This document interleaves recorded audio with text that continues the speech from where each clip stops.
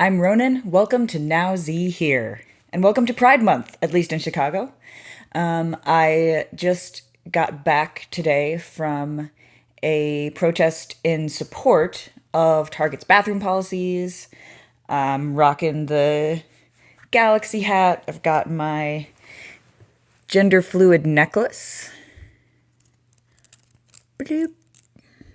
Which got a little bit of attention from the people at the protest. And I'm wearing a shirt from the band Vile Creature.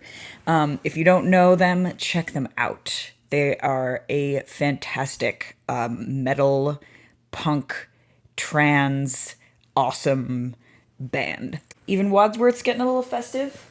It's kind of hard for him to wear necklaces because he doesn't have a neck. We make it work. So, I figured eventually I was gonna get around to talking about tattoos and my tattoos. Instead of dedicating an entire episode to just explaining all of them and what each of them mean, I'm gonna today focus on two in particular. That's these babies. That one. If people usually recognize them, how did I do it? If people usually recognize them, they recognize the circular Gallifreyan, which is a reference to the show Doctor Who, and they wonder what it says. And maybe they recognize the Mercury symbol and think that it's a combo Doctor Who Sailor Moon tattoo. Sometimes people recognize the Sherlock flower, but I do get a lot of questions about what they mean. These are what I like to call my queer fandom tattoos. What we have here is the seal of the Time Lords, so the alien race that the Doctor is a part of.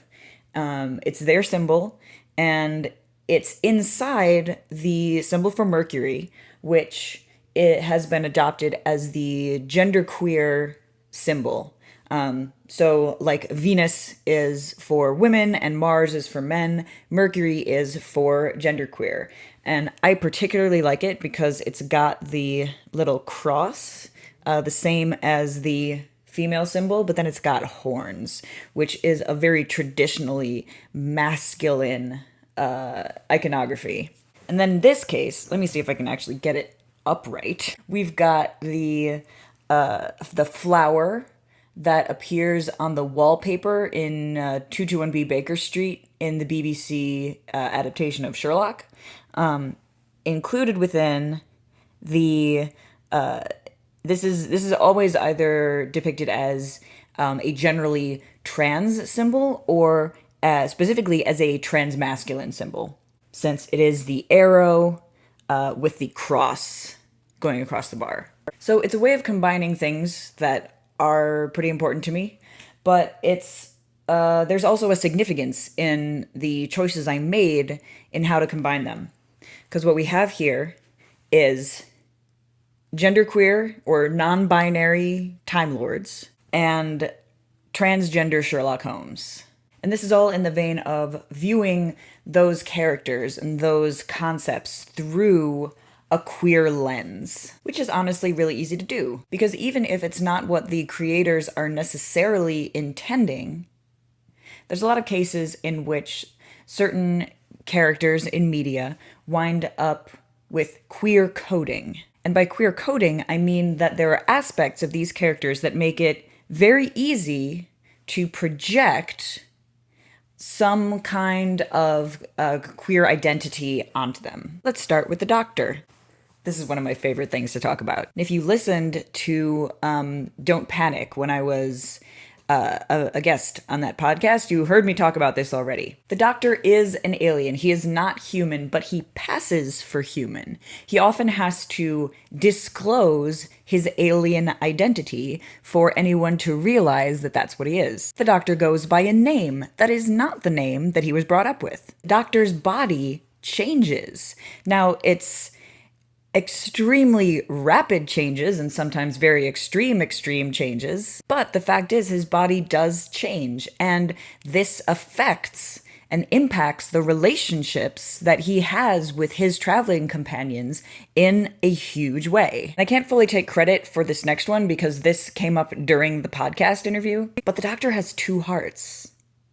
He has something that makes him different anatomically, that is a very intimate thing. In addition to that, Time Lords in general, not just the Doctor, but Time Lords, when they regenerate, when their bodies change, it is possible for them to go from one gender to another one.